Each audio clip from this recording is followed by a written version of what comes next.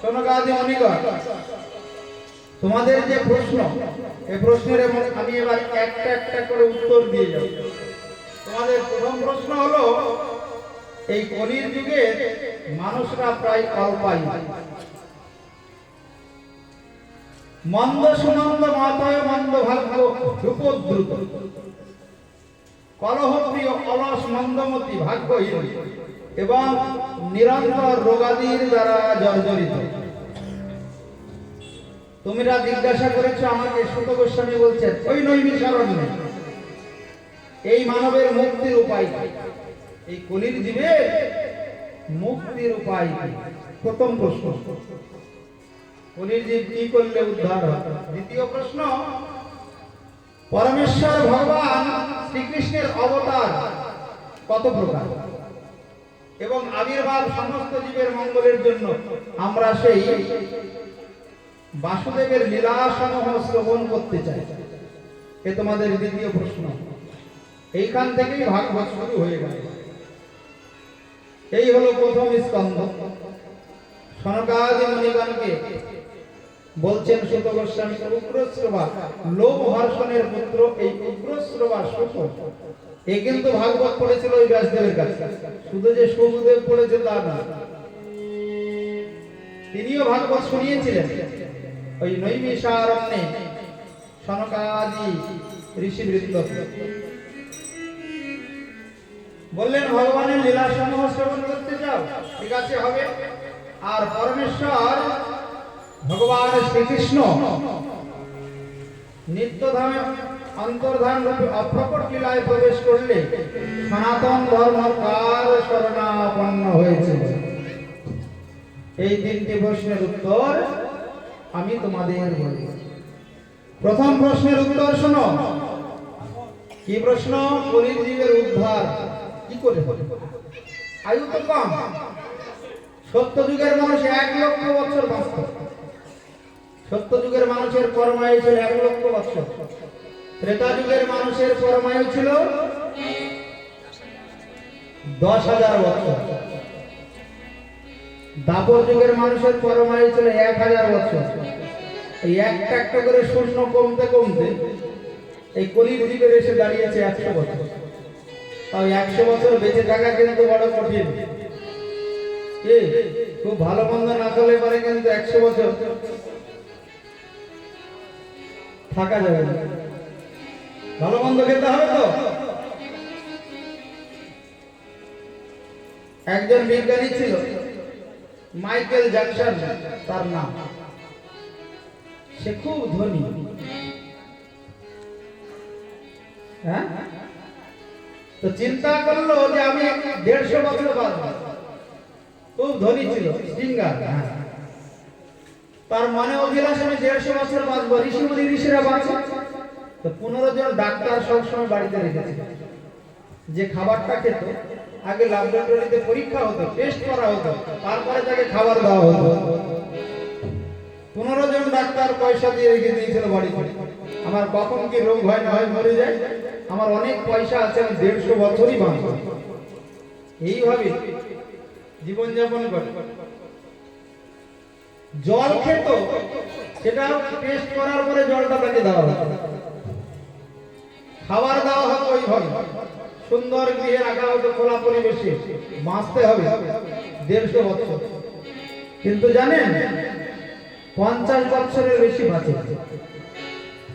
হঠাৎ একদিন বুকে যন্ত্রণা উঠলো, ডাক্তার ডাক্তারি করতে থাকলো, বলো হরি হরি বল। ওই জন্য বাবা, যদি আসে ডাক্তার, কি করিবে ডাক্তার? একবার যদি ডাক এসে যায় তাহলে পরে আর কোনো গল্প নেই। ওই জন্য যেদিন ভাগবত শোনার সুযোগ হবে, যেখানে হবে, শুনে নিতে হবে। যত শ্রবণ করবে তত মঙ্গল, শ্রবণ মঙ্গল। তাই এই ভাগবতের জগতে এত মহিমা। সুত গোস্বামী বললেন, শোনো শোনকাদি মুনিগণ, এই কলির জীবের উদ্ধারের একটাই উপায় হলো এই ভাগবত কথা শ্রবণ আর ভগবানের নাম সংকীর্তন। কারণ কলির জীব নষ্ট প্রায়শ ভদ্রেষু নিত্যম ভাগবত সেবয়া ভগবতী উত্তম শ্লোকে ভক্তির ভবতি নষ্টি। ভক্তি ভরে নিয়মিত ভাবে ভাগবত শ্রবণ করলে এবং ভগবানের শুদ্ধ ভক্তের সেবা করলে সমস্ত পুরুষ সম্পূর্ণরূপে বিনষ্ট হবে। ভাগবতের সেবা করতে হবে আর ভক্ত সেবা করতে হবে আর ভগবানের নাম করতে হবে। মহাপ্রভু কলিযুগে এসে বললেন, প্রভু কহে বৈষ্ণব সেবা নাম সংকীর্তন দুই করো শীঘ্র পাবে শ্রীকৃষ্ণ চরণ।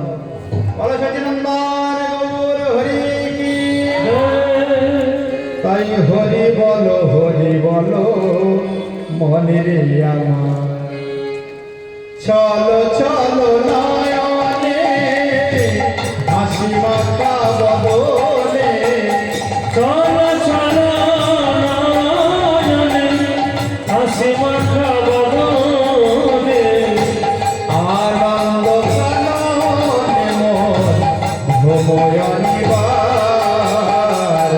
হরি বল মনে রে আমার কৃষ্ণ বল মনে রে আমার।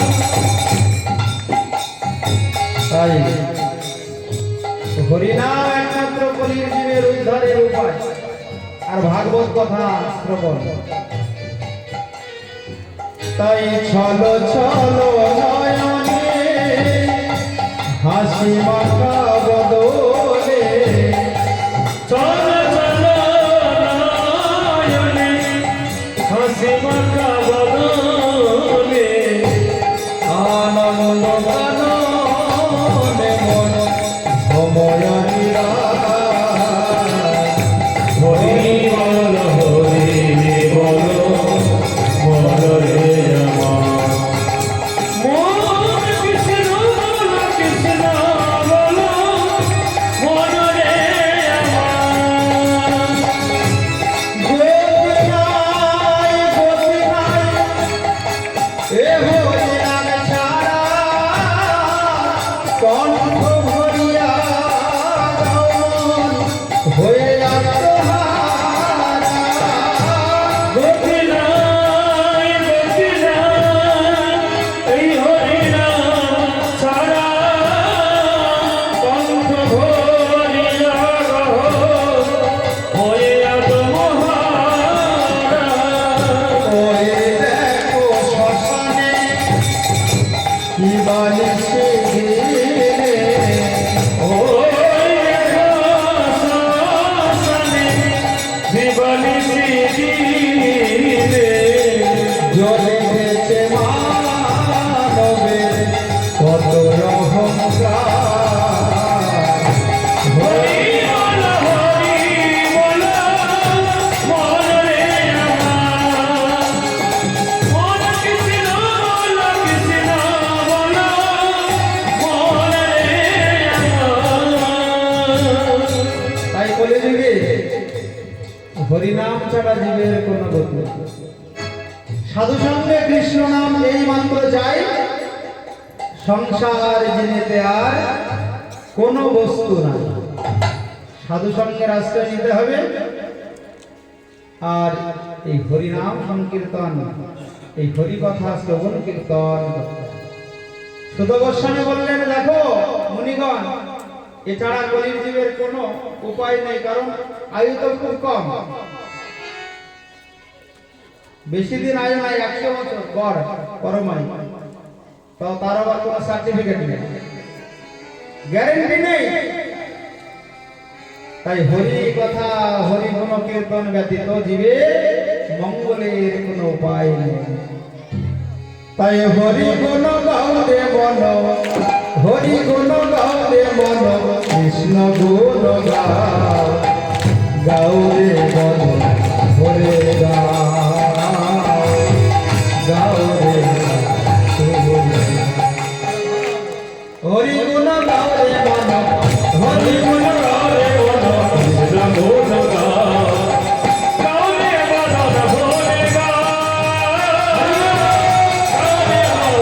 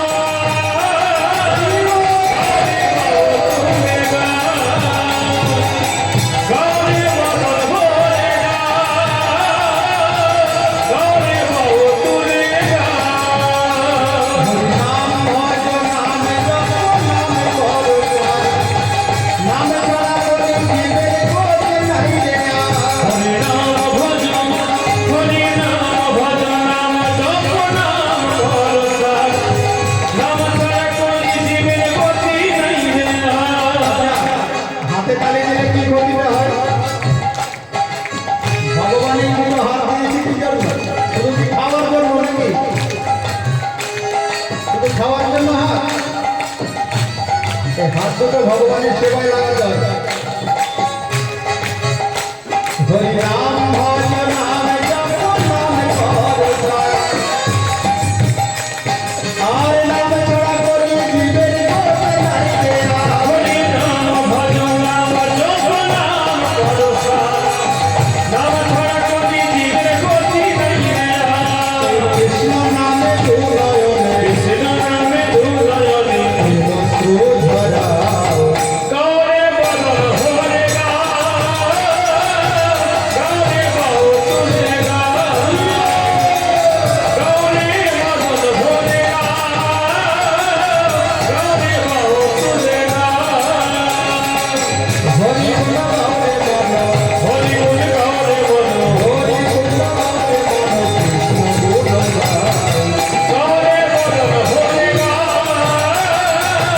গৌরে বাউ তুলে গা। বলো হরে কৃষ্ণ কৃষ্ণ কৃষ্ণ, হরে হরে হরে রাম রাম রাম হরে হরে। হরে কৃষ্ণ কৃষ্ণ কৃষ্ণ হরে হরে। হরে রাম রাম রাম হরে হরে। হরে কৃষ্ণ কৃষ্ণ কৃষ্ণ হরে হরে, হরে রাম রাম রাম হরে হরে। হরে কৃষ্ণ কৃষ্ণ কৃষ্ণ হরে হরে। হরে রাম রাম রাম হরে হরে। গৌর প্রেমানন্দে হরি বল। হরি বল।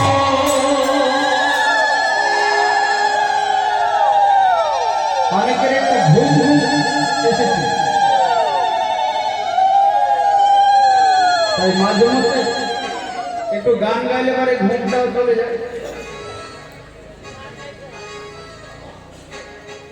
তাই এই মায়াদেবীর তিনটি সন্তান, নিদ্রা, অলস আর হাই, এলে মায়ার তিনটি সন্তান, মনে রেখো। ওই জন্যে ভাগবত কথা শ্রবণ করতে আসলে ওই নিদ্রা দেবী ঘর করে, আর নয় হাই ওঠে, আর নয় অলসতা আসে। কেউ যদি ভগবানের নাম কীর্তনে হাতে তালি দেয়, আজকে ভালো করে শুনুন, হাতে যদি কোনো খারাপ রেখা থাকে, এই সাধু সঙ্গে হরিনাম সংকীর্তনে যদি হাতে তালি দেয়, সেই খারাপ রেখাগুলো ভালো হয়ে যায়। বলো রাধা রানী। ওই জন্য হাতে তালি দিতে ভুলবেন না। কখনো যদি দুর্ঘটনা হাতে থেকে থাকে, ও নষ্ট হয়ে যাবে। ভগবানের নাম গুলো কীর্তনের এত তো সুত গোস্বামী সনকাদি মুনিগণকে বললেন, শুনুন ভগবানের অবতার গণের কথা। ভগবান অবতার নিয়েছেন অনেক অবতার। যদা যদা হি ধর্মস্য গ্লানির্ভবতি ভারত অভ্যুত্থানম অধর্মস্য তদাত্মানাং সৃজাম্যহম পরিত্রাণায় সাধুনাম বিনাশায় চ দুষ্কৃতম ধর্ম সংস্থাপনার্থায় সম্ভবামি যুগে। ভগবান কেন যুগে যুগে অবতীর্ণ হয়েছে? তিনটি কারণ। পরিত্রাণায় সাধুনাম, সাধুদেরকে রক্ষা করার জন্য, আর অসাধুদের বিনাশ করার জন্য, আর ধর্মকে স্থাপন করা। এই তিনটি কারণে ভগবান যুগে যুগে আসে। হে সৌনকাদি মুনিগণ, সৃষ্টির আদিতে পরমেশ্বর ভগবান তার পুরুষ অবতারে বিরাট রূপে নিজেকে প্রকাশ করেছিলেন। পুরুষ অবতারের এক অংশ গর্ভদশয়ে শয়ন করে তিনি যোগ নিদ্রা যান। ভগবানের প্রথম তিনটি পুরুষ অবতার হয়। একটু মন দিয়ে শোনো মা। ভগবানের এই কথা শ্রবণ করলেই মঙ্গল হবে। ভগবান প্রথমে তিনটি পুরুষ অবতার ধারণ করে।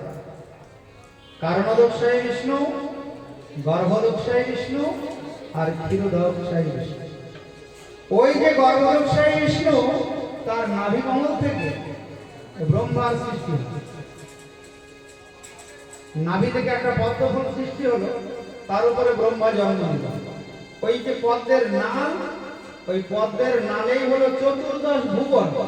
আমরা যেখানে বসে আছি, এটা হলো মর্তভূমি।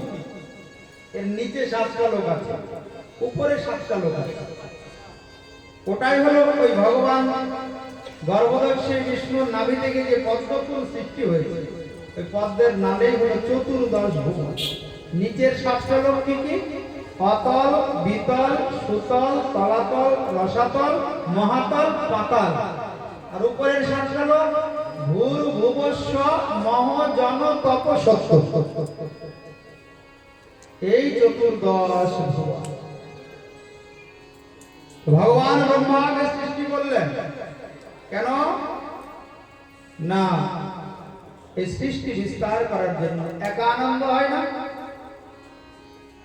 ভগবান আনন্দ করবেন তার সৃষ্ট জীবগণকে নিয়ে। এই শুরু হলো ভক্ত ভগবানের লীলা। প্রথম অবতারে তিনি ব্রহ্মার 4জন পুত্র রূপে অবতীর্ণ হলেন, সনক, সনাতন, সনন্দনা, সনক কুমার। দ্বিতীয় অবতারে ভগবান বরাহ রূপ ধারণ করলেন। হে মুনিগণ, তৃতীয় অবতারে তিনি নারদ রূপে আবির্ভূত হলেন। চতুর্থ অবতারে নরনারায়ণ রূপে তিনি অবতীর্ণ হলেন। পঞ্চম অবতারে ভগবান ঋষি কর্দম ও দেবহূতির পুত্র রূপে কপিল নামে আবির্ভূত হলেন। এই কথাগুলো সব আমরা বিস্তার শুনবো আগে আগে। ভগবান কেন এই সব রূপ ধারণ করেছিলেন? ষষ্ঠ অবতারে ভগবান মহর্ষি অত্রির পুত্র রূপে জন্মগ্রহণ করেন। সপ্তম অবতারে ভগবান রুচি ও তার পত্নী আকুতির পুত্র রূপে যজ্ঞ নামে আবির্ভূত হন। অষ্টম অবতারে ভগবান ঋষভদেব নামে মহারাজ নাভি এবং তার পত্নী মেরুদেবীর পুত্র রূপে আবির্ভূত হয়েছে। নবম অবতারে ভগবান পৃথু রূপে রাজদেহ ধারণ করেন। দশম অবতারে ভগবান মৎস্য রূপে আবির্ভূত হন। একাদশ অবতারে ভগবান কূর্ম রূপ ধারণ করেন। দ্বাদশ অবতারে ভগবান ধন্বন্তরী রূপে সমুদ্র মন্থন কালে ওই অমৃত ভাণ্ড নিয়ে আবির্ভূত হয়েছে। ত্রয়োদশ অবতারে মোহিনী নারীর বেশ ধারণ করেন। ওই জন্য মাতৃজাতি ভাগ্যবতী এই রূপে ভগবান এসেছিলেন, মোহিনী রূপে। ওই জন্য বিশ্ব বিমোহিনী মায়ার ঘনীভূত প্রতিমূর্তি হলো এই মাতৃজাতি। এই নারী জন্মে তাড়াতাড়ি ভগবানকে লাভ করা যায়, কারণ মায়েদের হৃদয় একটু কোমল হয়। দেখবেন কোন বাড়িতে যদি মা না থাকে, তাহলে সে বাড়িতে যদি 10টাও পুরুষ থাকে, বোঝা যাবে বাড়িতে কারা বাস করে। ঘর দুয়ারের এমন অবস্থা করে রেখে দেবে, 10 জন মিলেও পরিষ্কার করতে পারবে না। কিন্তু একটা মা যদি থাকে, সুন্দরভাবে গুছিয়ে পরিপাটি করে রেখে দেবে। ওই জন্য মায়েদের সেবা বুদ্ধি বেশি। মা ওই জন্য নারী জন্ম লাভ করে যদি কেউ ভগবানের সেবা করতে পারে, এক জন্মেই ভগবত দর্শন হয়ে যায়। বলো রাধা রানী কি? কথাগুলি মনে রাখবে। আজ সেবা করবো, কাল সেবা করবো, এই করতে করতে যদি দিন শেষ হয়ে যায়, তাহলে কিন্তু জন্মটা বিফল হয়ে যায়। ভাগবত শোনা মাত্রই সংকল্প নিতে আমি ভগবানের সেবা করব। যাদের বাড়ি গোপাল নেই, মা শোনো, গোপাল এনে সন্তান গানে সেবা। যেমন নিজের সন্তানকে কিছু না দিয়ে মা খায় না, তদ্রূপ ভগবানকে আগে দিতে হবে সকালে, তারপর তুমি সেবা। তাহলে নারী জন্ম ধন্য হয়ে যাবে, সার্থক হবে। বলো রাধা রানী কি? তবে ভাগবত শুনতে আসা সার্থক হবে। খুব তাড়াতাড়ি ভগবানকে পায় এই নারী জন্মে। কেন? সেবা বুদ্ধিটা বেশি থাকে। ভগবান সেবায় সন্তুষ্ট হয়ে যায়। তাই সেবা বুদ্ধি মায়েদের হৃদয়ে যত পরিমাণে থাকে, পুরুষের হৃদয়ে অত সেবা বুদ্ধি থাকে না। দেখে ডাক্তার অনেকে হয়, কিন্তু নার্স কে হয়? নার্স কে হয়? মায়েরা নার্স হয়। পুরুষগুলো ডাক্তার হতে পারে, কিন্তু নার্স হতে পারে না। উদাহরণটা মনে রাখবে। কেন নার্স হয় না? সেবা বুদ্ধিতে নাই। ধৈর্য কোথায়? সেবাই করতে পারে। ওই জন্য নার্স কিন্তু মায়েরা হয়। তাই নারী জন্মে যদি কেউ ভগবানের সেবা করে, মা শোনো, তাহলে তার দুর্লভ মানব জন্ম ধন্য। এর ফল জন্ম জন্মান্তর অক্ষয় হয়ে থেকে যায়। কোন জন্মে এই সেবার ফল নষ্ট হয় না, কি এর কোন নবীনই হয় না, জন্ম জন্মান্তর ধরে নিজেই থাকবে। তো ভগবান মোহিনী রূপ ধারণ করেছিলেন ত্রয়োদশ অবতারে। চতুর্দশ অবতারে ভগবান নৃসিংহ রূপে দৈত্যরাজ হিরণ্যকশিপুকে নিধন করেন। পঞ্চদশ অবতারে ভগবান বামন রূপে আবির্ভূত হন। ষোড়শ অবতারে ভগবান পরশুরাম রূপে মহর্ষি যমদগ্নির পত্নী রেণুকার গর্ভে অবতীর্ণ হয়েছিলেন। হয়ে পৃথিবীকে 21 বার ক্ষত্রিয় শূন্য করেছিলেন। হে সনকাদি মুনিগণ, সপ্তদশ অবতারে ভগবান ব্যাসদেব রূপে পরাশর সত্যবতীর পুত্র রূপে আবির্ভূত হন। মানবগণের কল্যাণের জন্য বেদ বৃক্ষের বিভিন্ন শাখা প্রশাখা বিস্তার করেন। বেদকে 4 ভাগে ভাগ করেন, ওই জন্য তার নাম হয়েছে বেদব্যাস। অষ্টাদশ অবতারে ভগবান রামচন্দ্র রূপে আবির্ভূত হন। আমরা সব পরে পরে লীলাগুলো শুনব। ঊনবিংশ অবতারে ভগবান, ঊনবিংশ এবং বিংশ অবতারে ভগবান বলরাম এবং কৃষ্ণ রূপে যদুবংশে আবির্ভূত হয়েছে। অনন্ত আর কলিযুগের প্রারম্ভে ভগবান ভগবত বিদ্বেষী নাস্তিকগণকে সম্মোহিত করার জন্য বুদ্ধদেব নামে গয়া প্রদেশে অঞ্জনের পুত্র রূপে আবির্ভূত হইলেন এই একবিংশ অবতারে। আর একটা অবতার আছে, এই দ্বাবিংশ অবতারে যুগ সন্ধিকালে অর্থাৎ কলিযুগের শেষে ভগবান আবার আসবেন। এখনো আসেননি, কিন্তু কলিযুগেতে এলেন তিনি সচিনন্দন গৌর হরিরূপে। সে তো অবতার নয়, তিনি হলেন অবতারী। সচিনন্দন গৌর হরি নতুন অবতার নাই, কৃষ্ণই রাধারানীর ভাব কান্তি নিয়ে এলেন, ওই জন্য থেকে অবতার পরের মধ্যে হিসাবে ধরা হয় না। ভগবান শ্রীকৃষ্ণ হলেন সচিনন্দন গৌর হরি, তিনি হলেন অবতারী। বলো সচিনন্দন গৌর হরি কি।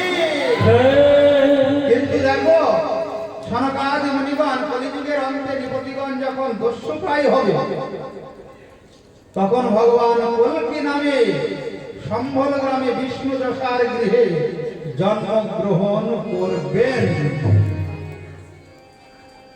তাই জীবের আরাধ্য ধন কি? আরাধ্য ধন হলো ভগবান শ্রীকৃষ্ণ। শ্রীকৃষ্ণই জীবের মঙ্গলের জন্য এত অবতার ধারণ করে লীলা করেন। তাই একে অংশ করা হয় পুংস, কৃষ্ণস্তু ভগবান স্বয়ং। তাই ভগবান শ্রীকৃষ্ণ হলেন জীবের একমাত্র পরম বান্ধব। ভগবান জীবের একমাত্র পরম বান্ধব, তিনি অন্য কেউ নয়, ভগবান শ্রীকৃষ্ণ। যার নাম করলে, যার সেবা করলে, যার ভক্ত সঙ্গ করলে দুর্লভ মানব জন্ম ধন্য হয়ে যায়। এই জগতে অনেক ভগবান আছে, ভগবানের ছড়াছড়ি, কিন্তু আসল ভগবানকে, আসল ভগবান হলেন ভগবান শ্রীকৃষ্ণ। তাই তাকে বলা হয় অনাদিরাদি গোবিন্দ, সর্বকারণের কারণম। বলো কৃষ্ণচন্দ্র ভগবান কি, সচিনন্দন গৌর হরি কি, সপার্ষ গৌর ভক্ত বৃন্দ কি। হে মহামুনিগণ,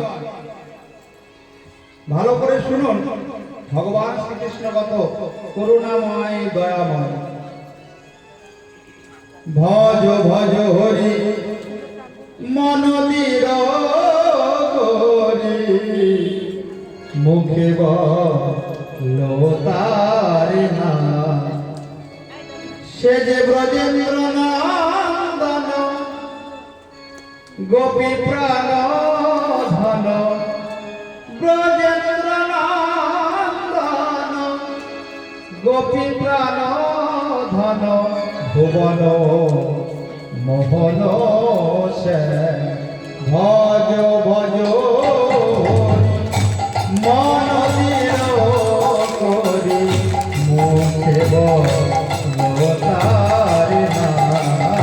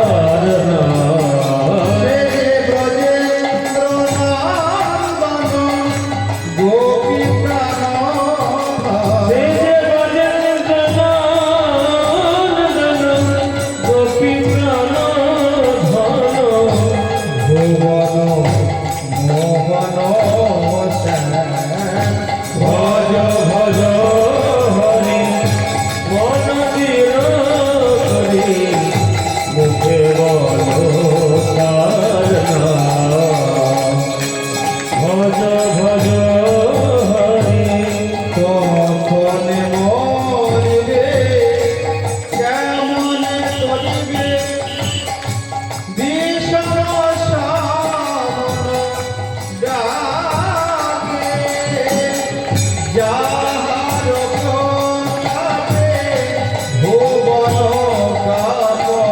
আর যাহার প্রতাপে ভুবন কাঁপে।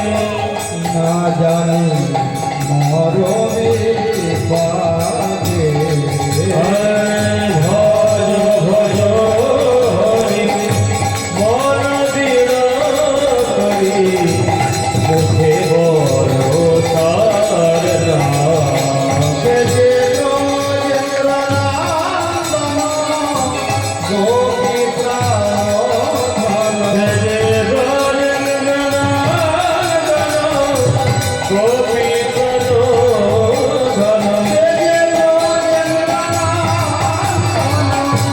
গোপী প্রাণ ভুবন মোহন ভজ ভজ হরি মন দৃঢ় করি মুখে বল তার নাম।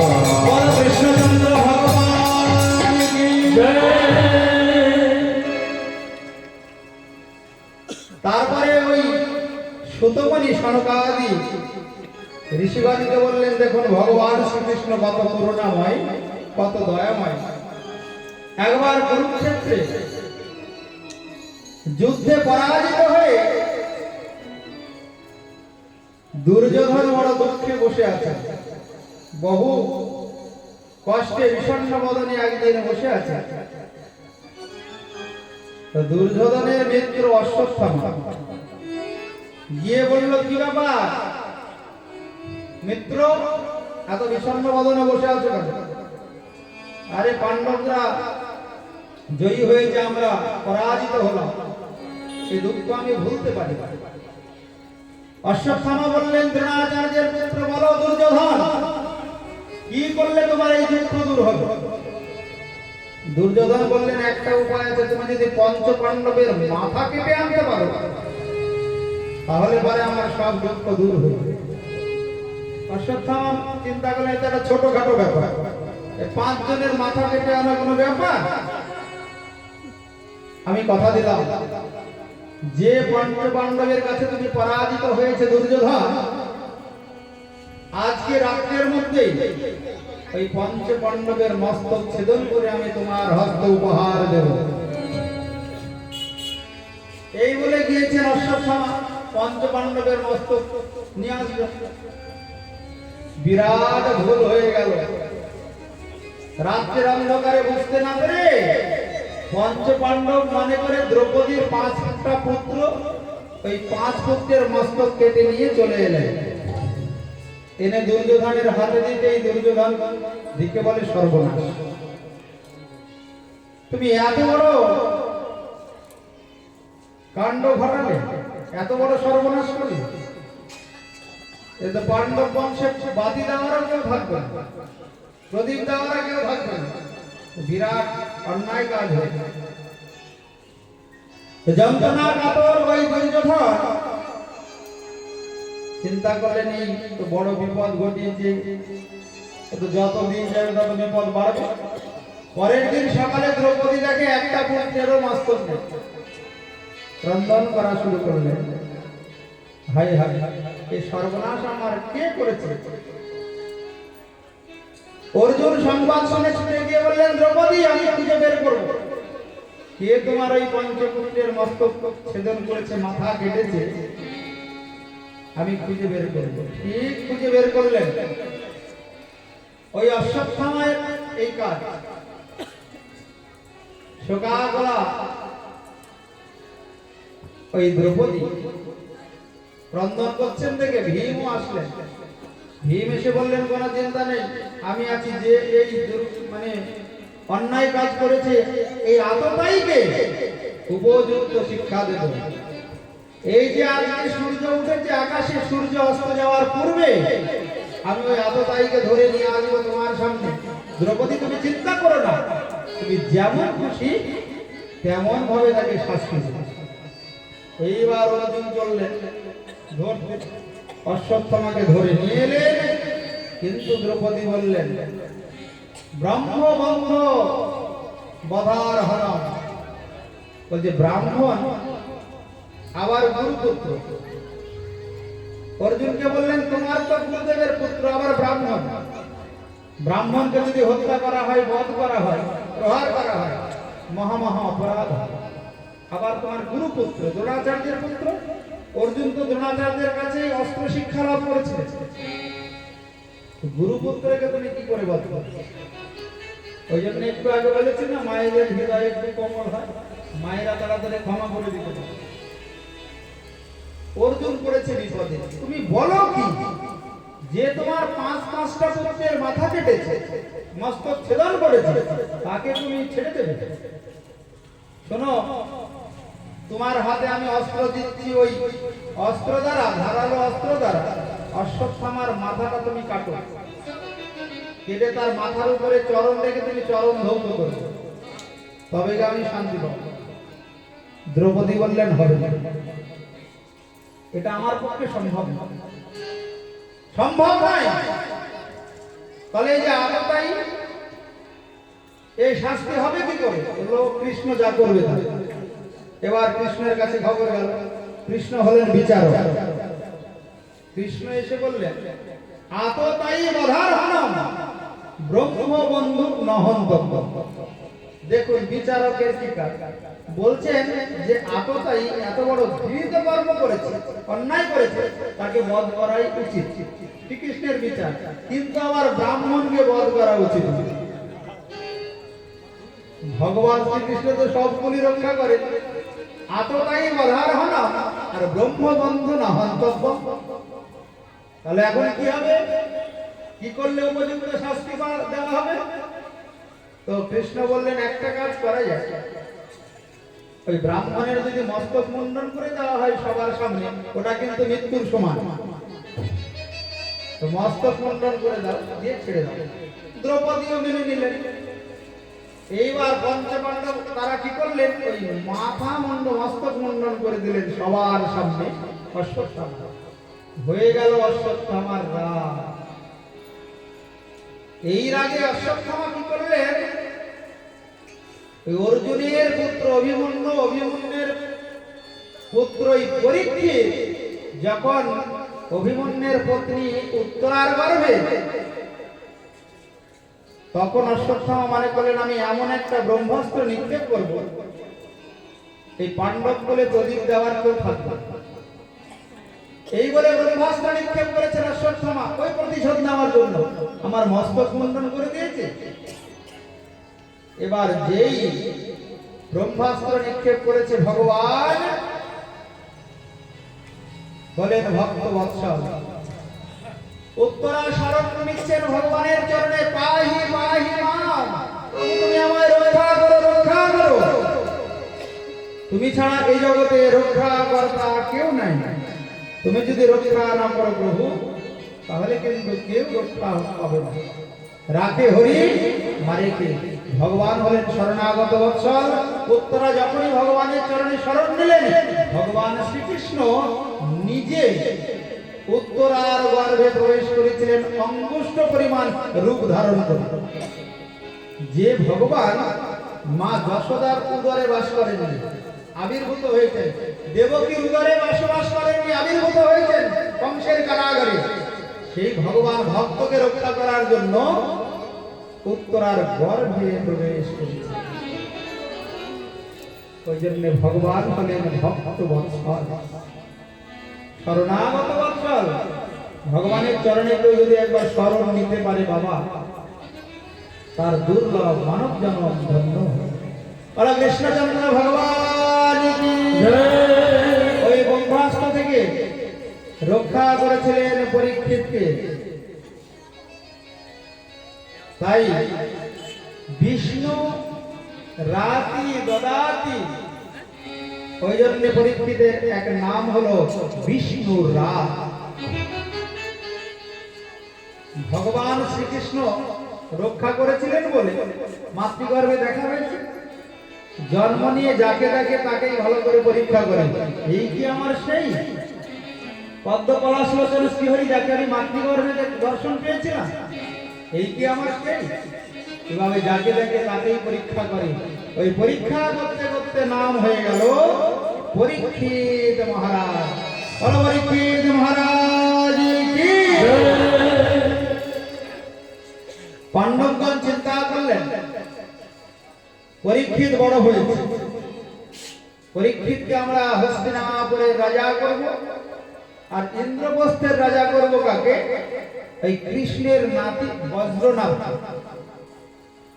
তো ইন্দ্রপ্রস্থের রাজা করলেন বজ্রনাথকে, আর হস্তিনাপুরের রাজা করলেন এই পরীক্ষিত। রাজা করে পাণ্ডবগণ স্বর্গারোহণে চলে গেলেন। হে সনকাদি মুনিগণ শুনুন, পরীক্ষিত রাজা হওয়ার পরে তিনি এবার শুরু করলেন মৃগয়া করা। রাজা হলে মৃগয়া করতে যেতে হবে। মৃগয়ায় বেরিয়েছেন, দেখেন কি বনের মাঝে একটা বৃষ দাঁড়িয়ে আছে এক পায়ে, আর একটা গাভী দুর্বলা সে ক্রন্দন করছে।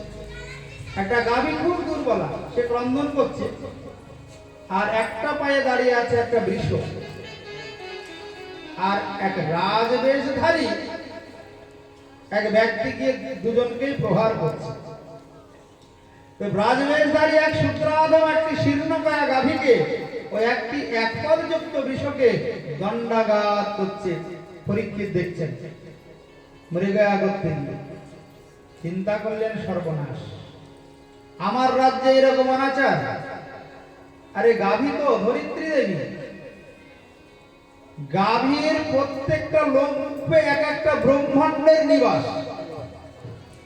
33 কোটি দেবতা বাস করেন গাভীর মধ্যে। ওই গাভী নিজের মায়ের সমান, ওই জন্য গাভী মাতা বলা হয়। ওই গোমাতার গোমায়ে স্বয়ং লক্ষ্মী দেবী বাস করেন। গোমাতার যে গোমায়, এখন তো আর কেউ নাতা দেয় না, দেয়? কাঁচা বাড়ি তো নেই, নাতাটা দেবে কি করে? বলছে যে গৃহে এই গোময় দিয়ে নাতা না দেওয়া হয়, সেই গৃহে অলক্ষ্মী বাস করে, অলক্ষ্মী এসে বসবে।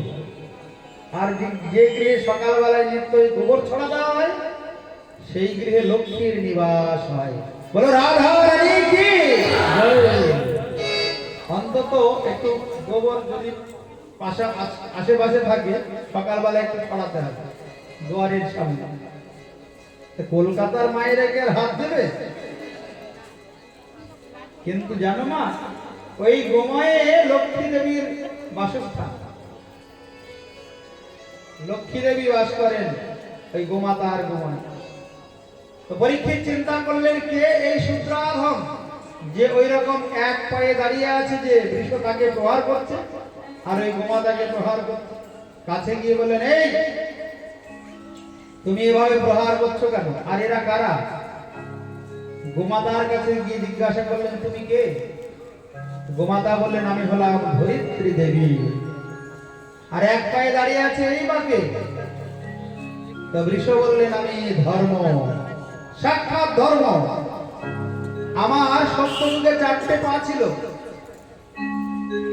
ত্রেতা যুগে হলো 3টে, দাপর যুগে হলো 2টো, আর কলি যুগে একটা পা হয়েছে। সত্য যুগে 4টে পা কি? তপস্যা, শৌচ, দয়া ও সত্য। কিন্তু কলিযুগে শুধু একটা পা চরণ আছে, সেটা হলো সত্য। ধর্ম সত্যর উপরে দাঁড়িয়ে আছে। আর সূত্র বেশধারী যে নরাধম, সে হলো সাক্ষাৎ কলি মহারাজ। প্রহার করছে ওই ধর্মটাকেও নষ্ট করার জন্য। ওই জন্য কলিযুগে এক পাদ ধর্ম, অর্থাৎ 1 গুণ ধর্ম তো 3 গুণই অধর্ম। তো এখন কলিকে বললেন, এই সূত্রাধম, তুমি তাড়াতাড়ি আমার রাজ্য থেকে বেরিয়ে যাও, নাহলে এক্ষুনি তোমাকে আমি এই স্বরের আঘাতে তোমাকে বধ করবো, হত্যা করব। কলি তাড়াতাড়ি করে চরণে পড়ল, আমাকে বধ করবেন না মহারাজ। এই কলিযুগের একটা মহৎ গুণ আছে, কলের দোষ নিধে রাজন অস্তি এক মহৎ গুণ, কীর্তনাদ এবং কৃষ্ণস্য মুক্ত সঙ্গ পরম ব্রজে। আমি বলি, আমার একটা কথা শুনো, যেটা অন্য কোনো যুগে ছিল না, এই কলি যুগে আছে। কেউ যদি কৃষ্ণ কীর্তন করে তাহলে সমস্ত আসক্তি শূন্য হয়ে সে ভগবানের ধামে চলে যায়। এই কলি যুগে হরিনাম সংকীর্তনের এত মহিমা। হরিনাম কৃষ্ণ নাম গে যাও অভিরাম। হরি রাম কৃষ্ণ নাম গেয়ে যায় অবিরাম। এসেছে হবে যেতে হবে, এসেছে হবে যেতে হবে। নাম করো পারে পাবে, নাম করব তারে পাবে। বলো হরে কৃষ্ণ হরে রাম, করে চলো বৃন্দাবন। হরি রাম কৃষ্ণ নাম গেয়ে যায় অবিরাম। হরে রাম কৃষ্ণ নাম গে যাও অভিরাম। হরি রাম কৃষ্ণ নাম গেয়ে যায় অবিরাম। বলো হরে কৃষ্ণ কৃষ্ণ কৃষ্ণ হরে হরে, হরে রাম রাম রাম হরে হরে। হরে কৃষ্ণ হরে কৃষ্ণ হরে রাম রাম রাম হরে হরে। চৈতন্য নিত্যানন্দ শ্রী অদ্বৈত গীতা, হরি বল নাম ভাগবত হরে গীতা। শ্রীকান্ত নিত্যানন্দ শ্রী অদ্বৈত গীতা, হরি গুণ বৈষ্ণব ভগবত গীতা।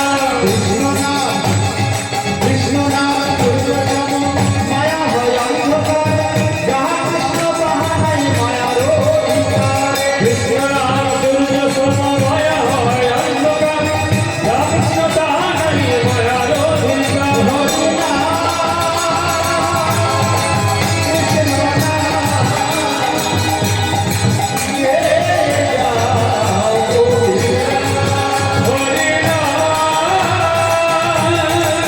কৃষ্ণ নাম গেয়ে যায় অবিরাম।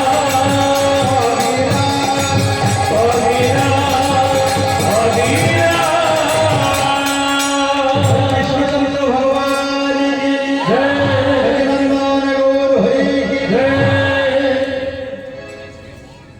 পরীক্ষিত মহারাজ চিন্তা করলে লেগে বধ করা ঠিক হবে না, কারণ একটা মহৎ গুণ আছে। কলিযুগে কেউ যদি কৃষ্ণ কীর্তন করে তাহলে সমস্ত পাপ থেকে মুক্ত হয়ে ভগবানের ধামে যেতে পারে। তাই অধ্যস্থিত তদা তস্মাই স্থানানি কলয়ে দদৌ। হে শৌনকাদি মুনিগণ, পরীক্ষিত মহারাজ তাকে 4টি স্থান দিলেন। শোনো, তোমাকে বধ করবো না, তোমার একটা ভালো গুণ আছে, তুমি এই 4টি জায়গায় বিরাজ করবে। দুতম পানম স্ত্রীয় সোনা যত্রা ধর্ম চতুর্বিধ। যেখানে তাস পাশা খেলা হয়, জুয়া খেলা হয়, সেখানে তুমি থাকবে। আর যেখানে এই মদ্যপান হয় সেখানে থাকবে। আর অবৈধ স্ত্রী সঙ্গ যেখানে হয় সেখানে তুমি বাস করবে। আর সোনা মানে কি? সোনা মানে জীব হিংসা, যেখানে জীব হত্যা হয় সেখানে তুমি থাকবে। 4টি জায়গা দিলেন পরীক্ষিত মহারাজ। এক হলো যেখানে তাস পাশা জুয়া খেলা হয় সেখানে তুমি বাস করবে, ওইখানে তোমার স্থান। কলি মানে কলহ আর পাপ। যেখানে মদ্যপান হয় সেখানে তুমি থাকবে। আর যেখানে অবৈধ স্ত্রী সঙ্গ হয় সেইখানে তুমি থাকবে। পরীক্ষিত মহারাজ 4টি জায়গা কলিকে দিয়েছে। এগুলি মহা মহা পাপ। আর যেখানে জীব হত্যা হয়, সোনা মানে জীব হিংসা। নিরামিষ খাওয়া যাবে না তো, ওটা খেতেই হবে, নাহলে দুর্বল হয়ে যাবে, শরীরে রোগ ব্যাধি ধরা পড়বে, শরীরটা বেশি দিন সুস্থ থাকবে না। আচ্ছা বলুন তো মা, ভোগ করলে কি ভোগান্তি বাড়ে না কমে? যত ভোগ তত রোগ।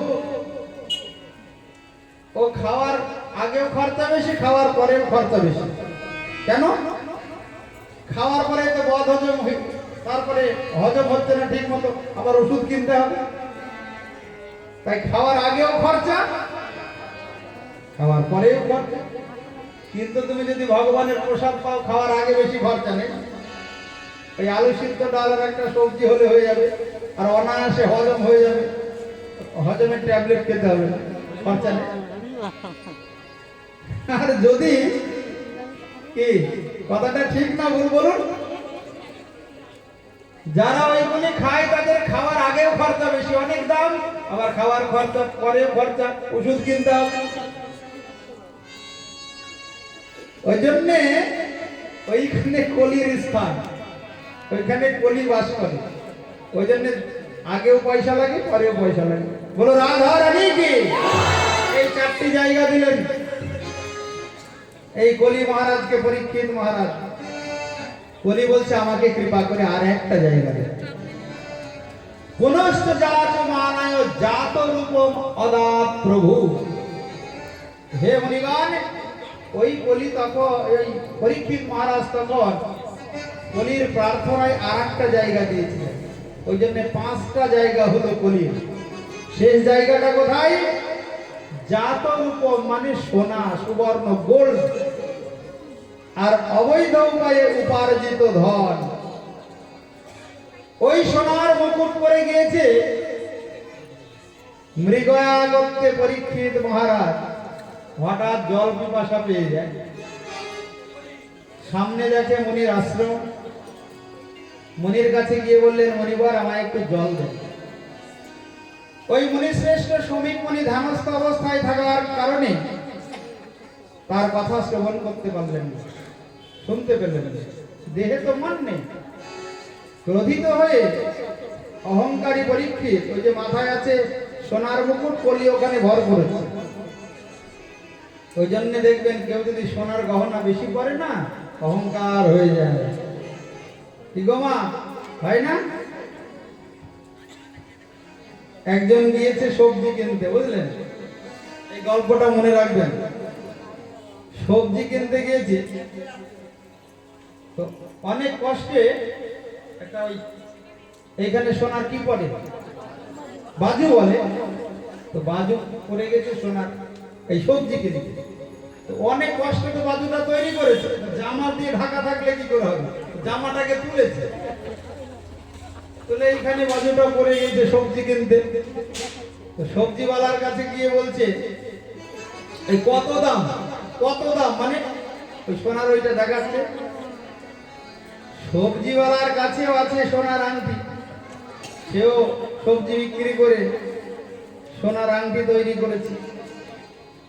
তো তার দুটো হাতে দুটো আংটি, দুটো আঙুল দেখাচ্ছে, এইটা 5 টাকা, ওইটা 10 টাকা, এইটা 5 টাকা, ওইটা 10 টাকা।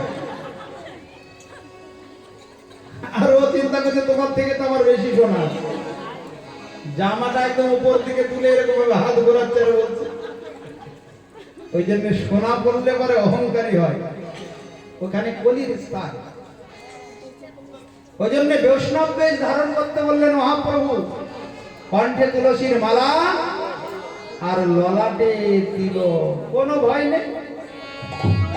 কিন্তু ওই সোনা পড়লেই ভয়, কি কখন দেখে নিলেই চোর ডাকাত আসবে, বিপদ হবে। তাই পুনশ্চ জাত মানায় জাত রূপম অদাত প্রভু। 5টি জায়গায় কলিকে স্থান দিলেন। আর ওই সোনার মুকুট পরে পরীক্ষিত গিয়েছে মৃগয়াগত। তৃষ্ণার্ত পিপাসিত হয়ে জল অন্বেষণ করছেন। শ্রমিক মুনির আশ্রমে গিয়ে জল পেলেন না, বানের অগ্রভাগ দিয়ে একটা মৃত সর্প গলায় জড়িয়ে দিলেন। আর ওই শ্রমিক মুনির পুত্র সিংহী ঋষি তখন ঋষি বালকগণের সঙ্গে সরোবরে জল কেলি করছিলেন। শোনা মাত্রই অভিশাপ দিলেন, আমার পিতার গলায় যে মৃত সর্প জড়িয়েছে, আজ থেকে 7 দিনের মাথায় তার তক্ষক দংশনে মৃত্যু হবে। হে সৌনকাদি মুনিগণ, একথা পরীক্ষিত শ্রবণ করার সঙ্গে সঙ্গে চিন্তা করলেন, ভালো হয়েছে, যেমন কর্ম তেমন ফল। বাড়িতে গিয়ে যেই রাজমুকুট খুলে নিচে রেখেছে, সঙ্গে সঙ্গে চৈতন্য ফিরে এলো। আমি পাণ্ডবকুল প্রদীপ, অর্জুনের নাতি, পাণ্ডব বংশে জন্ম নিয়ে এমন ঘৃণিত কর্ম, এটা মোটেও ঠিক নয়। ভক্ত চরণে বৈষ্ণব চরণে অপরাধ হলে ভগবানও তাকে ক্ষমা করে না। বলো, রাধা রানী কি, আমি বড় ঘৃণিত কর্ম করেছি, অপরাধ করেছি। তাড়াতাড়ি করে ওই সমীর মুনি তার এক শিষ্য গৌরমুখ, তাকে দিয়ে সংবাদ পাঠালেন পরীক্ষিতের কাছে গিয়ে, তাড়াতাড়ি বলো যে ওই আমার পুত্র শৃঙ্গি ঋষি অভিশাপ দিয়েছে। কারণ ঋষি মুনি ঋষির অভিশাপ লাগবেই গো বাবা। তাড়াতাড়ি করে গিয়ে খবর দিতে মহারাজ চিন্তা করলেন, ভালো হয়েছে। কেউ কাউরি জীবনে বিপদ দুঃখ না আসলে সহজে কেউ ভগবানের চরণে শরণ নেয় না। পরীক্ষিত মহারাজ সংসার ত্যাগ করে হরিদ্বারে গঙ্গার তটে ওই সুখতাল যদি কেউ করেন, একবার গিয়ে দেখে আসবেন। যারা হরিদ্বারে যান, ওইখান থেকে আগে ভাড়া ছিল ওই 70-80 টাকা, এখন বড় জোর হলে 150 টাকা হবে। ওই জায়গায় একবার দেখে আসতে হয়, যেখানে সুখদেব গোস্বামী ভাগবত শুনিয়েছিলেন ওই রাজা পরীক্ষিত। ওই হরিদ্বারে গঙ্গার তটে প্রায় উপবেশনে বসলেন, অনশন ব্রত। যতদিন না ওই তক্ষক আসবে আমাকে দংশন করবে, ততদিন আমি অন্ন জল কোনো কিচ্ছু গ্রহণ করব। কিন্তু এই মানব জন্ম পেয়েছি, এই মানব জন্মের সার্থকতা একমাত্র ভগবত দর্শনে, ঈশ্বর দর্শনে। সেটা তো আমার হলো না। কি করলে আমি ভগবানকে দর্শন পাবো? পৃথিবীর চক্রবর্তী সম্রাট ওই রকম অনশন ব্রত করেছেন শুনে বিভিন্ন প্রান্ত থেকে দেবর্ষি ব্রহ্মর্ষি ঋষিগণ এসে উপস্থিত হলেন গঙ্গার তটে। হে মুনিগণ, সবাইকে জিজ্ঞাসা করলেন পরীক্ষিত, আপনারা কৃপা করে বলুন, কি করলে আমি 7 দিনের মধ্যে ভগবানকে দর্শন পাব? কেউ বলে হোম করো, যজ্ঞ করো, দান করো। রাজা পরীক্ষিতের মন সন্তুষ্ট হলো না। হঠাৎ দেখে পেছনে এক পাগল আসছে, হই হই হই হই করতে করতে এক উন্মত্ত পাগল আসছে, আর ছোট ছোট বাচ্চারা ওই পাগলের উপরে ধুলো বালি ছড়াচ্ছে। নিকটে আসতেই দেখে সাধারণ পাগল না গো, এই জগতে কিন্তু সবাই পাগল। পাগল না, কেউ টাকার পাগল, কেউ খাওয়ার পাগল, কেউ গহনার পাগল, কেউ ঘোড়ার পাগল, কেউ ভাগবতের পাগল, কেউ গানের পাগল। এই জগতে কে না পাগল? কেউ রান্নার পাগল। সবাই পাগল। আমরা কি পাগল নই? আমরাও পাগল। আবার কেউ ঈশ্বরের জন্য পাগল, ভগবানের জন্য পাগল। তো পরীক্ষিত মহারাজ হঠাৎ দেখেন যে এক পাগল আসছে। কিন্তু পাগল হলে কি হবে? বিবস্ত্র, পরনে কোনো বসন নেই, জটাজুটাধারী, কিন্তু অঙ্গে তার জ্যোতি ফুটে বেরোচ্ছে। অঙ্গে জ্যোতি, অঙ্গ কান্তিতে চারিদিকে উদ্ভাসিত হয়ে যাচ্ছে। পরীক্ষিত মহারাজ চিন্তা করলেন, এ তো সাধারণ পাগল নয়। পরীক্ষিত কেন চিনতে পারবে না? ও যে পাণ্ডব কুল প্রদীপ, পাণ্ডব বংশে জন্মগ্রহণ করেছে, যে বংশে দাসত্ব করেছে পর্যন্ত ভগবান, যে বংশে ভগবান পাণ্ডবদের রক্ষা করেছেন। রাজসূয় যজ্ঞে ভগবান কি করেছিলেন? ভগবান শ্রীকৃষ্ণ যুধিষ্ঠির যে রাজসূয় যজ্ঞ করেছিল, কি করেছিলেন? উচ্ছিষ্ট পাতাগুলো কৃষ্ণ পেরেছে। পাণ্ডবদের সেবা করেছেন ভগবান শ্রীকৃষ্ণ। সেই পাণ্ডব কুলে জন্ম নিয়েছে রাজা পরীক্ষিত, চিনতে পারবে না? দেখেই চিনে ফেললেন, এ সাধারণ পাগল নয়। তাড়াতাড়ি করে ধরে নিয়ে গিয়ে আসনে বসালেন, চরণ ধৌত করে দিলেন। বৈষ্ণব গৃহে গেলে তাকে চরণ আগে ধৌত করে দিলেন। ভক্ত পদধূলি, ভক্ত পদজল, ভক্ত ভুক্তাবশেষ, এই তিন সাধনের বল। পরীক্ষিত চরণ ধৌত করে দিয়ে আসনে বসালেন। আসনে বসে বললেন, হে গুরুদেব, আপনার চরণে আমি শরণাগত, আমি ব্রহ্মস্বাবগ্রস্ত। আপনি কৃপা করে বলুন, আমি কি করলে আমি ভগবানকে লাভ করতে পারি? এই মরণাসন্ন জীবের কি করা প্রয়োজন আপনি কৃপা করে বলুন গুরুদেব। স্বাগতম গুরুদেব। পরীক্ষিত ওই সুখদেব গোস্বামীকে স্বাগত জানালেন, বসতে দিলেন, দিয়ে বললেন যে আমি কি করলে ভগবানকে পাবো, আর কৃপা করে বলুন মরণাসন্ন জীবের ভগবত প্রাপ্তি কি করলে হবে। এইখান থেকে ভাগবত শুরু হয়ে গেল। এতক্ষণ পর্যন্ত সনকাদি মুনিগণ, সুত গোস্বামী ওই ভাগবত বর্ণন করছেন সনকাদি মুনিগণের কাছে ওই নৈমিষারণ্যে। এইবার সুখদেব গোস্বামী বললেন, রাজন বরিয়ান এসতে প্রশ্ন কৃত লোক হিতম নিপ আত্মবিদ সম্মত বংশাম শ্রোতব্যাদিষু ইহ পরহ। কোনো চিন্তা নেই, তোমার যে প্রশ্ন যে মরণাসন্ন জীবের কি করা প্রয়োজন, প্রত্যেকটা জীবের মাথার উপরে কাল মৃত্যু সবসময় হা করে আছে। আমাদের মাথার উপরে মনে রাখবে মা, সবসময় কাল মৃত্যু হা করে আছে। কার যে কখন আয়ু ফুরিয়ে যাবে, কে যে কখন জগৎ থেকে চলে যাবে, তার কিন্তু কোনো গ্যারেন্টি নাই, নিশ্চয়তা নাই। ওই জন্যে সদা সর্বদা গুরুচরণ আশ্রয় করে ভগবানের নাম জপ করতে হবে, হরিনাম করতে হবে। কেন না, মৃত্যুর সময় যদি ভগবানের কথা মনে পড়ে তাহলে দুর্লভ মানব জন্ম ধন্য হয়ে যাবে। এছাড়া মৃত্যুর সময় যে যার চিন্তা করবে সেই জন্মই লাভ হবে। তাই রেডি থাকতে হবে। যেমন যারা আর্মিতে চাকরি করে, পুলিশে চাকরি করে, কখন ডাক আসবে, বাঁশি বাজবে, রেডি থাকে পোশাক পরে। ওই জন্য আমাদের কণ্ঠে তুলসী মালা ধারণ করে, ললাটে তিলক ধারণ, হাতে হরি নাম নিয়ে রেডি থাকতে হবে। আর এই পাপ কর্ম থেকে বিরত থাকতে হবে। যেগুলি ভগবানকে দেওয়া যাবে না, ওগুলি ছোঁয়াও যাবে না, খাওয়া যাবে না। একদম রেডি হয়ে থাকতে হবে। কখন ডাক আসবে আমি চলে যাব, কিন্তু আমার জন্মটা যেন বিফলে না চলে যায়। বলো রাধা রানী কি। খুব প্রশংসা করলেন সুখদেব গোস্বামী রাজা পরীক্ষিতের প্রশ্নে। বরিয়ান এসতে এই প্রশ্ন, আপনার প্রশ্ন উত্তম। মানুষের জীবনের সর্বশ্রেষ্ঠ প্রশ্ন এটাই যে মরণাসন্ন জীবের কি করা কর্তব্য। এর থেকে বড় প্রশ্ন আর জগতে কিছু নাই। ওই একটা প্রশ্নের উত্তর দিতে গিয়ে সারা ভাগবত হয়ে গেল। বলো রাধা রানী কি। একটা প্রশ্ন করেছিলেন পরীক্ষিত মহারাজ সুখদেব গোস্বামী যে মরণাসন্ন জীবের কি করা প্রয়োজন, কি করলে দুর্লভ মানব জন্ম ধন্য হয়, ভগবত প্রাপ্তি হয়। ওইখান থেকেই ভাগবতের শুরু। সুখদেব গোস্বামী বললেন, রাজন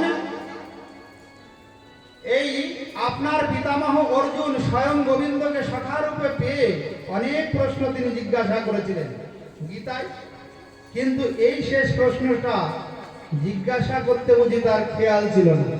গীতায় কিন্তু অর্জুন এই প্রশ্নটা করে, এই প্রশ্ন কিন্তু গীতায় না যে মরণাসন্ন জীবের কি করা প্রয়োজন। তার খেয়াল ছিল না মানুষের জীবনের শেষ কথা, যে একদিন সবকিছু ত্যাগ করে সবাইকে চলে যেতে হবে। সংসারী মানুষের শেষের দিনের সাথে কি যাবে। তাই সংসারী মানুষ প্রশ্নই করতে যায় না। সাধুর কাছে গিয়ে কি প্রশ্ন করতে হবে। আমরা যখন ভাগবতে বিভিন্ন জায়গায় যাই, আসবে কাছে এসে বলবে, প্রভু আপনার বাড়িতে কে কে আছে, আপনার বাড়িটা আগে কোথায় ছিল, এইসব জিজ্ঞাসা করে। এইসব প্রশ্ন জিজ্ঞাসা করে কোনো লাভ আছে? আরে বলো কি করলে ভগবানকে লাভ করা যাবে, কি করে কি করলে মায়ার কারাগার থেকে আমি মুক্ত হয়ে ভগবানের ধামে যেতে পারবো, এই প্রশ্নগুলো করো। না বলে আপনারা কয় ভাই, আপনার বাবা বেঁচে আছে, এইসব কথা। তাই এখানে শুকদেব গোস্বামী বলছেন রাজা পরীক্ষিতকে যে সংসারী মানুষ প্রশ্নই করতে জানে না। তুমি যে আজকে প্রশ্ন করলে, এ প্রশ্ন হলো সর্বশ্রেষ্ঠ প্রশ্ন। হে পরীক্ষিত, নিদ্রা হিয়তে নব্যম ব্যবহারে চ বায়ঃ বিবার চ অর্থয়া রাজন কুটুম্ব ভরণেন বা। এই মানুষ কি করে?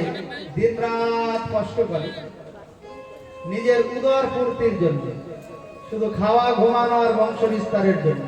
পরীক্ষিত, আহার নিদ্রা ভয় মৈথুন তো একটা পশুও করে, এর জন্য মানব জন্মের প্রয়োজন নেই। এই পশু জন্মে মানুষ বেশি ভোগ করতে পারে মানুষের থেকে। মানুষ কতটুকু খায় বলুন তো? একটা গাভী কত খায়? পশু জন্মে বেশি খাওয়া যায়, পশু জন্মে বেশি ঘুমানো যায়। ইন্দ্রিয় চরিতার্থ মানুষের থেকে পশুরা অনেক বেশি করে। পশু জন্মে সন্তান উৎপাদন মানুষের থেকে পশুরা অনেক বেশি করে। একটা শুকরের একসঙ্গে 10টা বাচ্চা, এর জন্য মানব জন্ম দরকার নাই। এই সমস্ত বিষয় ভোগ পশু জন্মেও হয়, কিন্তু মানব জন্ম ব্যতীত কোন জন্মে ভগবানের ভজন করা যায় না। বলো রাধা রানী কি। ওই জন্যের পরীক্ষিত, এই জগতে একটা আশ্চর্য বিষয় আছে, কি জানো? তোমাকে একটা ঘটনা বলি, এক্ষুনি ভাগবতের বিশ্রাম হয়ে যাবে, আজকের মতো ভাগবত শেষ হয়ে যাবে। এই জগতে একটা বড় আশ্চর্য বিষয় আছে। অহন্নানি ভূতানি গচ্ছন্তি যম মন্দিরম শেষাহ স্থিরম ইচ্ছন্তি কিমাশ্চর্য মত করো। একবার ভগবান শ্রীকৃষ্ণ কাম্যবনে বগ রূপ ধারণ করে, ধর্মের রূপ ধারণ করে বসে আছে। কোথায়? ধর্মকুণ্ডের কাছে। কাম্যবনে যারা গিয়েছেন তারা দেখবেন এখানে ধর্মকুণ্ড আছে। শুকদেব গোস্বামী এই ঘটনাটা পরীক্ষিতকে বলছেন। তো ধর্মকুণ্ড, সেইখানে বকরূপী ধর্মরাজ ধর্ম বসে আছে। সেটা অন্য কেউ নয়, ভগবান। ওই কাম্যবন। তো পঞ্চ পাণ্ডব যখন অজ্ঞাতবাসী, তখন ওইখানে গিয়েছে জল খেতে। জল খেতে গেলে ওই বকরূপী ধর্মরাজ সে বলছে, শোনো, আমি 4টে প্রশ্ন করব। এই 4টে প্রশ্নের উত্তর না দিয়ে কেউ যদি জল পান করে, জল পান করার সঙ্গে সঙ্গেই মারা যাবে। এই বকরূপী যক্ষ বলছে, আমার প্রথম প্রশ্ন, কাচ বার্তা ক পন্থা কিমাশ্চর্যম কোশ্চ মদতে। এ হলো সংস্কৃতের শ্লোক। কাচ বার্তা কিম আশ্চর্যম ক পন্থা কোশ্চ মদতে। কোশ্চ মদতে বলে, বলো প্রথম প্রশ্ন, জগতে সর্বশ্রেষ্ঠ বার্তা কি, সর্বশ্রেষ্ঠ কথা কি বলো। আমার দ্বিতীয় প্রশ্ন, কি আশ্চর্যম, জগতে সব থেকে আশ্চর্য কি। তৃতীয় প্রশ্ন হলো ক পন্থা, শ্রেষ্ঠ পথ কি। আর এই জগতে সব থেকে সুখী কি। এই 4টি প্রশ্নের উত্তর দাও। যুধিষ্ঠির যায়নি, যুধিষ্ঠির বাদে আর 4 ভাই গিয়েছে, ভীম অর্জুন নকুল সহদেব, একটা উত্তর দিতে পারেনি। ওই জল পান করেছে আর ব্যাস, বলো হরি হরি বল, সব ওই ধর্মকুণ্ডের জলে ভাসছে। সব শেষে ধর্মরাজ যুধিষ্ঠির গেলেন, গিয়ে দেখে ভাইগুলো সব মারা গিয়েছে, মৃত অবস্থায় জলে ভাসছে। এ কি হলো না, ওই কুণ্ডের পাড়ে এক বকরূপী যক্ষ বসে আছে। সে বলছে, এই যে তুমি কে? বলে, আমি ধর্মরাজ যুধিষ্ঠির। আচ্ছা, এগুলি কারা? বলছে, আমাদের ভাই। আমার ভাই এরা? বলছে, আমার 4টে প্রশ্নের উত্তর দিতে পারেনি বলে জল পান করেছে আর মারা গিয়েছে। তুমি পারবে? বলছে, হ্যাঁ বলো, কি প্রশ্নের উত্তর দিতে হবে বলো। প্রথম প্রশ্ন আমার, কি প্রশ্ন? কাচা বার্তা, এই জগতে শ্রেষ্ঠ কথা। ধর্মরাজ যুধিষ্ঠির বললেন, কৃষ্ণ কথা হলো শ্রেষ্ঠ কথা। কৃষ্ণ কথাই কথা, আর সব কথা বৃথা। বলো কৃষ্ণচন্দ্র ভগবান কি? তুমি যত কৃষ্ণ কথা ছাড়া অন্য কথা শুনবে তত তুমি নরকের পথে এগিয়ে যাবে, আর যত কৃষ্ণ কথা ভাগবত কথা শুনবে তত তুমি মায়ার কারাগার থেকে উদ্ধার হয়ে ভগবানের ধামের দিকে এগিয়ে যাবে। তাই কৃষ্ণ কথাই কথা আর সব কথা বৃথা। তাই হরি কথা, কৃষ্ণ কথাই কথা আর সব কথাই বৃথা। গানটা মনে পড়বে, একটা গান আছে এই কৃষ্ণ কথা দিয়ে। কৃষ্ণ কথা ভেবে ভেবে ফেলে রে আখি জল, ও মনে ময়না ময়না ময়না কৃষ্ণ কথা বল, দুটো হরি কথা বল, দুটো কৃষ্ণ কথা বল, দুটো হরি কথা বল। তাই কৃষ্ণ কথা ভেবে ভেবে, তাই কৃষ্ণ কথা ভেবে ভেবে ফেলে আখি জল। ও মন ময়না, ও মন ময়না ময়না ময়না কৃষ্ণ কথা বল, দুটো হরি কথা বল, দুটো কৃষ্ণ কথা বল, দুটো হরি কথা বল। কৃষ্ণ কথা ভেবে ভেবে তাই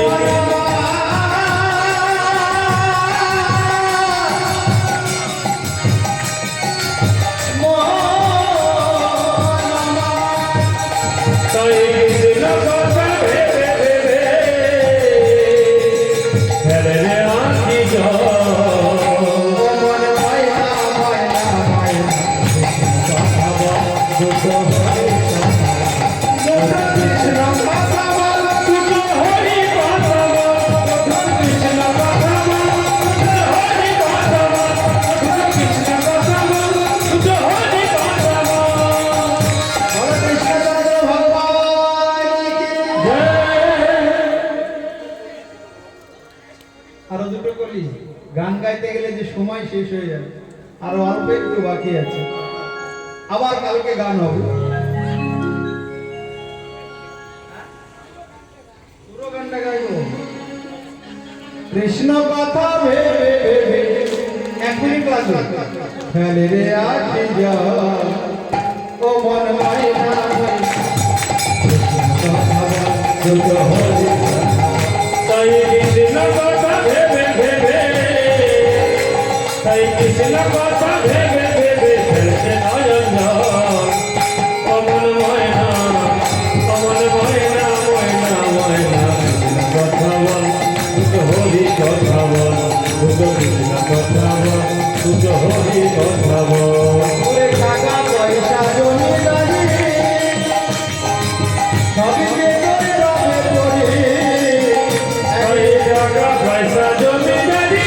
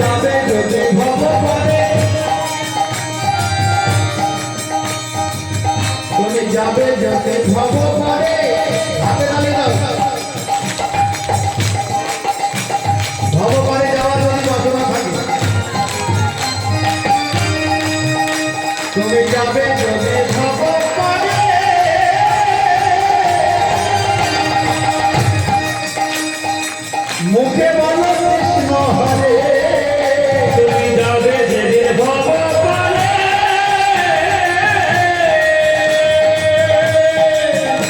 আরে মুখে বলো কৃষ্ণ হরে, এই অধম দাস বলে এই অধম দাসে বলে করিস না আর ছল।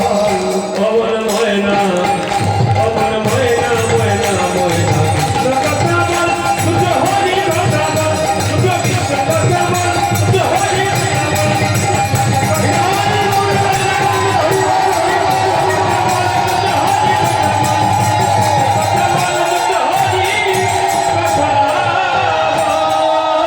কৃষ্ণচন্দ্র ভগবান কি, নন্দনন্দন ভগবান কি। এই চারটি প্রশ্ন আজকে আস্বাদন করে ভাগবতের বিশ্রাম হবে। প্রথম প্রশ্ন কি বলে, সর্বশ্রেষ্ঠ কথা কি বলো?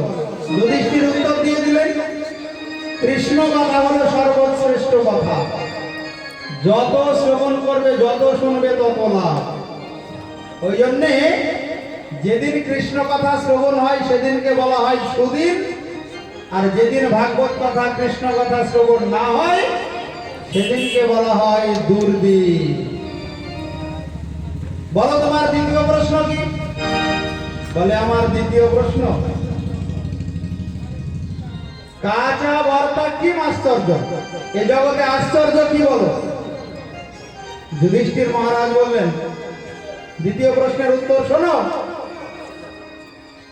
অহংজ্ঞানী ভূতানি গচ্ছন্তি যম মন্দির শেষাহ স্থিরম ইচ্ছন্তি কিমাশ্চর্য মতলব। এর বাংলাটা হলো, প্রত্যেকদিন লোক শ্মশানে যায়, তা দেখেও যারা বেঁচে আছে তাদের ভ্রম ভাঙে না, আমাকে ওই মতো একদিন সব ছেড়ে চলে যেতে হবে। আমার যতই বড় মাইক সেট থাক আর যতই বড় বাড়ি ঘর থাক, সব ছেড়ে আমাকে যেতে হবে। তথাপি ভগবানের নাম করবে না, গলায় একটা মালা পরবে না। এর থেকে বড় আশ্চর্য কি হতে পারে? এই প্রশ্নের উত্তর শুনে ওই বকরূপী যক্ষ খুশি হয়ে গেল। শোনো তাহলে আমার তৃতীয় প্রশ্ন। তৃতীয় প্রশ্ন হলো, ক পন্থা, এই জগতের শ্রেষ্ঠ পথ কোনটি? বলো শ্রেষ্ঠ পথ। যুধিষ্ঠির মহারাজ উত্তর দিলেন, মহাজন যেন গতস্ব পন্থা। মহাজ্ঞানী মহাজন যে পথে করেছেন গমন, হয়েছেন প্রাতঃস্মরণীয়, সেই পথ লক্ষ্য করি স্বীয় কীর্তির ধ্বজা ধরি আমরাও হব বরণীয়। ওই জন্য মহাজনগণের পথই শ্রেষ্ঠ পথ। খুশি হয়ে গেলেন ওই বকরূপী যজ্ঞ। আর একটা প্রশ্ন আছে, বলো তো এই জগতে সুখী কে? বলো সুখী কে? ধর্মরাজ যুধিষ্ঠির বললেন, কে সুখী? শুনুন ভালো করে, এই চরাচরে সব চাইতে সুখী সেই অরিণী অপ্রবাসী। ভালো করে শোনো মা, সারা জীবন মনে থাকে যেন এই চারটি কথা, তাহলে দুর্লভ মানব জন্ম ধন্য হয়ে যাবে। আমি আবার প্রথম থেকে একবার বলে দেবো সংক্ষেপে। শেষ প্রশ্নের উত্তরটা শোনো। ধর্মরাজ যুধিষ্ঠির উত্তর দিচ্ছেন, এই জগতে সুখী কে? বললেন অরিণী অপ্রবাসী, শাক অন্ন খায়, এই বিশ্ব চরাচরে সে সুখী জন হয়। অরিণী মানে যার কোনো ঋণ নাই। অপ্রবাসী মানে যে বিদেশে থাকে না, নিজের দেশে থাকে। আর সারা দিনান্তে ভগবান যা জোটায় তাতেই যে সুখী থাকে, সেইটাই সেবা করে, সে হলো সুখী। অরিণী মানে যে ঋণ থাকে না, মানে টাকা পয়সা ধার দেওয়া ঋণ নয়, কিন্তু এর আবার বড় অর্থ আছে। এই লাইটটা জ্বাললে তার ইলেকট্রিক বিল দিতে হয়, তারপরে পাখা চললে গরমের দিনে বিল দিতে হয় গো। আর ভগবান যে অপরন্ত আলো বাতাস দিচ্ছে, তাহলে যে ঋণ শোধ হলো না, তাহলে কিন্তু সুখী হওয়া যাবে না। বলো রাধা রানী কি, ওই ঋণ শোধ করতে হবে। তুমি যতটুকু আলো নিচ্ছ ভগবানের কাছ থেকে, সূর্যদেবের কাছ থেকে, জল পাচ্ছ, অক্সিজেন নিচ্ছ, সব ঋণ থেকে তুমি যেদিন মুক্ত হতে পারবে সেদিন তুমি সুখী হবে। অঋণী, অপ্রবাসী মানে বিদেশে থাকে না, যে নিজের দেশে থাকে। আমাদের নিজের দেশ কোনটা? আমাদেরকে এটা নিজের দেশ? এখানে তো আমরা কটা দিনের জন্য বেড়াতে এসেছি। হ্যাঁ, এরপরে তো চলে যাব। কোথায় যাব? সেই নিজের দেশে ভগবানের চরণ কমলে। তাই নিজের দেশে ভগবানের চরণ কমলে যার মন থাকে সে সুখী। ওইটা আমাদের স্বদেশ। সংসার বিদেশে, বিদেশিরও বেশে, ভ্রম কেন অকারণে, মন চলো নিজ নিকেতনে। তাই আমরা সবাই এসেছি বিদেশে। আমাদের আসল জায়গা এটা নয় গো মা, আমাদের পার্মানেন্ট অ্যাড্রেস কিন্তু এটা নয়। আমরা এই জায়গা ছেড়ে চলে যাব কটা দিন পরে। তাই নিজের দেশে ভগবানের ধাম, ওই গোলক বৃন্দাবনে ভগবানের চরণে যার মন থাকে সে সুখী। তাহলে কাঁচা বার্তা শ্রেষ্ঠ কথা কি? বলো, উত্তর দাও। মনে থাকবে, সারা জীবন মনে রাখবে। ধর্মরাজ যুধিষ্ঠিরের প্রশ্নের উত্তর, বকরূপী যজ্ঞের প্রশ্নের উত্তর ধর্মরাজ যুধিষ্ঠির যা দিয়েছিলেন, শ্রেষ্ঠ কথা কি বলো? ওই দেখো ওখানে রেকর্ডিং হচ্ছে, জোরে বলবে যেন সারা বিশ্ব লোক ওখানে বুঝতে পারে এখানকার ভক্তরা ঠিকঠাক পাঠ শুনেছে। বলো, শ্রেষ্ঠ কথা কি? আর আশ্চর্য কি? আশ্চর্য কি বলো? মানুষ যে শ্মশানে যায় তা দেখে ভ্রম ভাঙে না, আমি ওইরকম শ্মশানে যাব। এমন পাষণ্ড, মারা পড়াতে গিয়ে আবার মদ খায়, ভাবে যে মরার সেই মরেছে, আমি মরবো না তো, আমি চিরদিন বেঁচে থাকবো। হোটেলে যাই, খেয়ে নি, সুযোগ যখন পেয়েছি ভালো খাওয়া। এ হলো সবচাইতে বড় আশ্চর্য। মনে করছে যে মরার সেই মরেছে, যে পুড়ার সেই পুড়ছে, আমি পুড়বো না, আমি মরবো না। এ হলো সবচাইতে বড় আশ্চর্য। বলো, পন্থা, পথ কি? শ্রেষ্ঠ পথ? হ্যাঁ, মহাজনের পথই শ্রেষ্ঠ পথ। সুখীকে যে ঋণী থাকে না, আর নিজের দেশ ভগবানের ধামে যার মন থাকে, ভগবানের চরণ কমলে যার মতি থাকে, সেই হলো সুখী। তাই ভক্তি মুক্তি সিদ্ধিকামী সকলই অশান্ত, কৃষ্ণ ভক্ত নিষ্কাম অতএব শান্ত। ভজ মন রাধে গোবিন্দ গোপাল, রাধে গোবিন্দ গোপাল। ভজ মন রাধে গোবিন্দ ভজ মন রাধে গোবিন্দ গোপাল, ভজ মন রাধে গোবিন্দ গোপাল। ভজ মন রাধে গোবিন্দ গোপাল। আজকের ভাগবত এখানে বিশ্রাম।